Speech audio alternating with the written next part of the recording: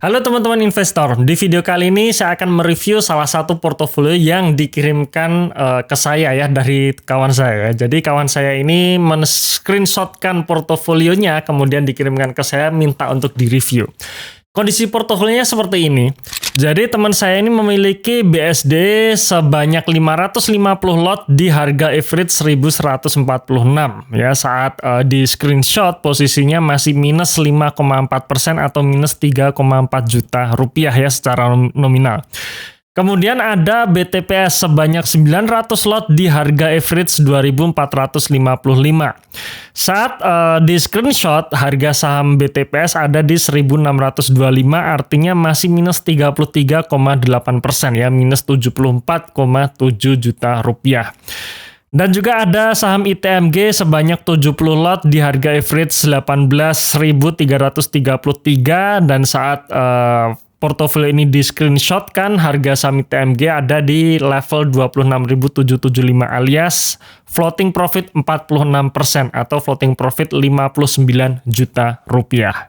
Kalau dilihat dari kondisi portofolio kawan saya tadi, jadi kawan saya ini hanya pegang 3 saham saja ya, jadi tidak lebih dari 3 saham, dan kawan saya ini bilang bahwa dia tidak melakukan top up dana alias ya saat ini dia ingin memanfaatkan dana yang sudah ada dulu untuk dikembangkan ya, jadi tidak ada top up dana. Jadi bisa kita simpulkan bahwa kawan saya ini melakukan strategi konsentrasi portfolio alias dia memang memaksimalkan 3 sahamnya ini saja. Jadi ketika 3 saham ini atau salah satu dari saham ini naik cukup signifikan, maka akan memberikan dampak ke kinerja portofolionya. Nah, sekarang kita review nih bagaimana alokasi per masing-masing sahamnya, karena ini juga penting. Alokasi yang terbesar maka itu yang bisa sangat berpengaruh terhadap kinerja portofolio. Alias kalau misalkan satu porsi ini porsinya paling mayoritas, maka mau nggak mau kinerja portofolionya akan tergantung di saham tersebut. Jadi kalau kita bisa hitung bahwa secara modal ya, jadi kita bicara mengenai modal kawan saya dulu, modalnya bisa kita jumlahkan baik setelah kita tambahkan dengan floating loss-nya, kemudian kita kurangkan dengan floating profit-nya, ketemu angka 412 juta rupiah ya. Jadi kawan saya ini memiliki modal 412 juta rupiah. Kemudian secara alokasi, maka bisa kita simpulkan bahwa dari 412 juta rupiah tersebut, 15%-nya dialokasikan ke saham BSDE. Kemudian 53%-nya dialokasikan ke saham BTPS dan 32%-nya dialokasikan ke saham ITMG.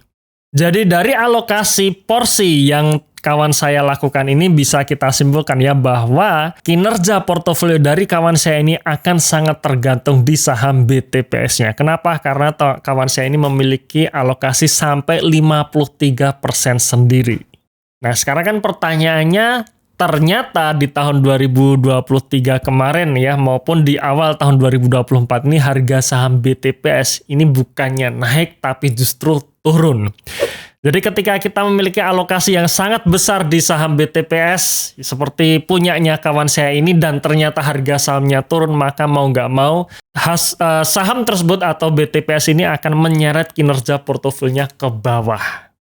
Nah, sebenarnya yang jadi pertanyaan, kenapa kawan saya ini sangat yakin sekali dengan BTPS ya, bahkan porsinya sampai 53%. Padahal kalau kita lihat kinerja BTPS secara kuartalan ya di slide berikut, sejak kuartal 4 2022, jadi ini adalah chart ya atau kinerja secara kuartalannya, bukan tahunannya ya. Secara kuartalan laba bersih BTPS ini selalu mengalami penurunan.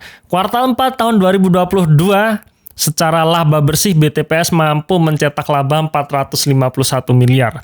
Kemudian kuartal 1 2023 turun nih menjadi 424 miliar, kuartal 2-nya turun lagi menjadi 327 miliar, dan kuartal 3 2023 alias kinerja terbaru, laba bersihnya masih turun ke 251 miliar rupiah. Nah, sekarang kita bicara mengenai harga saham secara normal ya. Jadi sekali lagi normalnya. Ya, kalau kinerja perusahaan turun, maka sudah sewajarnya harga sahamnya itu juga turun.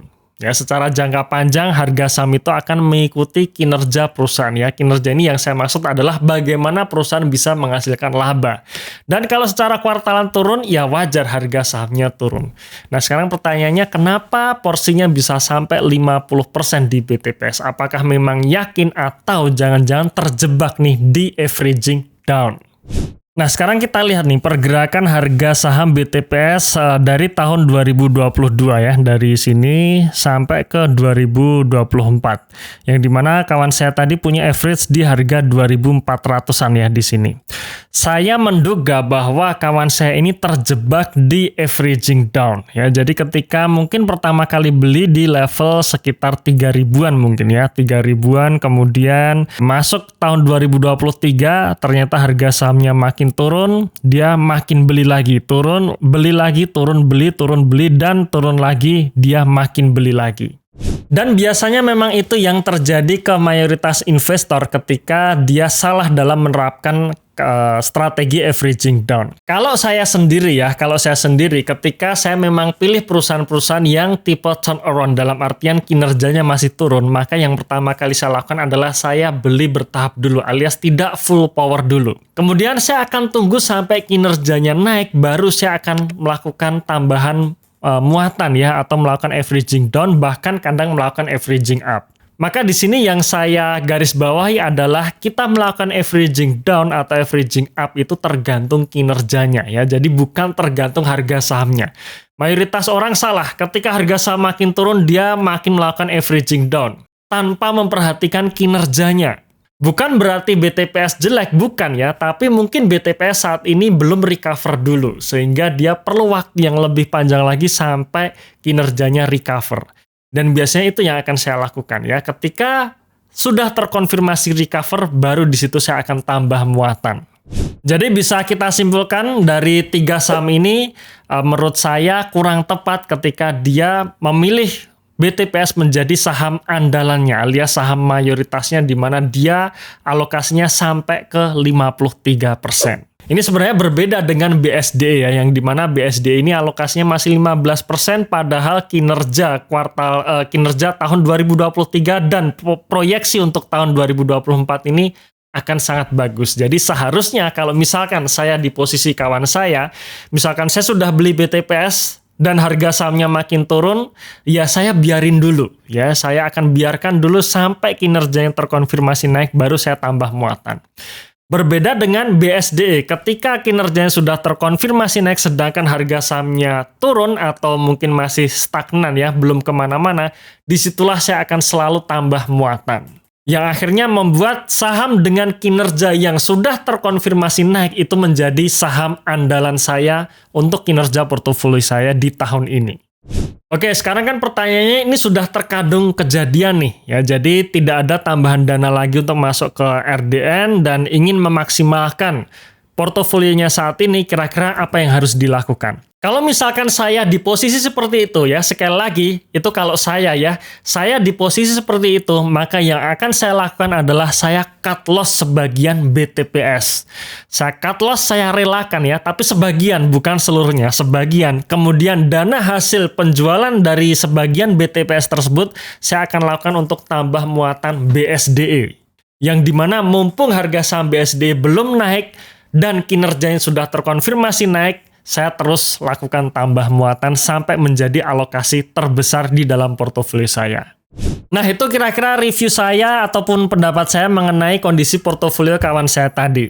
Dan sekali lagi ya, itu adalah sudut pandang saya. Karena kadang masing-masing investor punya sudut pandang yang berbeda-beda.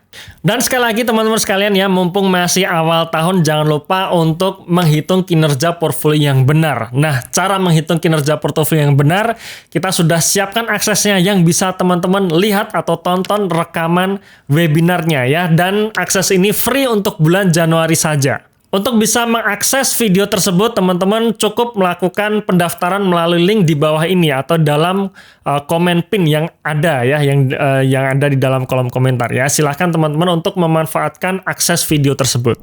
Terima kasih sudah menonton video ini sampai akhir. Tunggu video kami selanjutnya dan salam Passive Income.